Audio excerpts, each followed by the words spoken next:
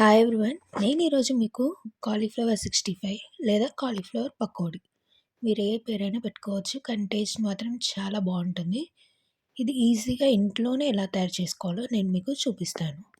ముందుగా మనం కాలీఫ్లవర్ని చిన్న చిన్న పీసెస్లా కట్ చేసుకోవాలి. స్టవ్ మీద కొన్ని వాటర్ పెట్టుకొని అందులో పసుపు ఉప్పు వేసి నీళ్ళు బాగా మరిగాక మనం కట్ చేసి పెట్టుకున్న కాలీఫ్లవర్ని అందులో వేసుకోవాలి. ఒక 5-6 మినిట్స్ అలా బాయిల్ చేసుకుంటే సరిపోతుంది. అలా బాయిల్ చేసుకున్న దాన్ని మనము స్ట్రెయిన్ చేసుకొని పక్కన పెట్టుకోవాలి.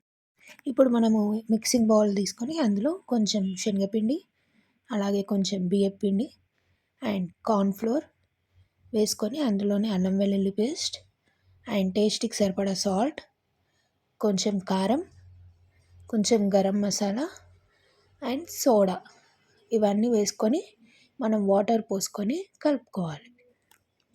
నేను ఇక్కడ తీసుకున్న బియ్యపిండి, శనగపిండి, కార్న్‌ఫ్లోర్ అన్నీ సేమ్ క్వాంటిటీలోనే తీసుకున్నాను. ఇప్పుడు ఈ పిండి మొత్తం మిక్స్ అయ్యేలా బాగా కలుపుకోవాలి. ఎక్కడ కూడా మనకి ఉండలు లేకుండా ఉండాలి.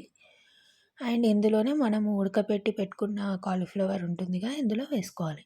కాలీఫ్లవర్ అనేది ఒక 60% ఉడికితే సరిపోతుంది. అండ్ ఇప్పుడు ఈ మనం చేసుకున్న బ్యాటర్ అంతా కాలీఫ్లవర్కి పట్టేలా బాగా కలుపుకోవాలి. మనం ఇలా మ్యారినేట్ చేసిన కాలీఫ్లవర్ని ఒక 10-15 మినిట్స్ పక్కన పెట్టుకుంటే కాలీఫ్లవర్కి ఆ మసాలా అదంతా బాగా పడుతుంది. ఇప్పుడు మనము డీప్ ఫ్రై కోసం ఆయిల్ పెట్టుకొని ఆయిల్ వేడయ్యాక కాలీఫ్లవర్ని అందులో వేసేసుకుంటే మన గోబీ 65 అనేది రెడీ అయిపోతుంది. Please like, share.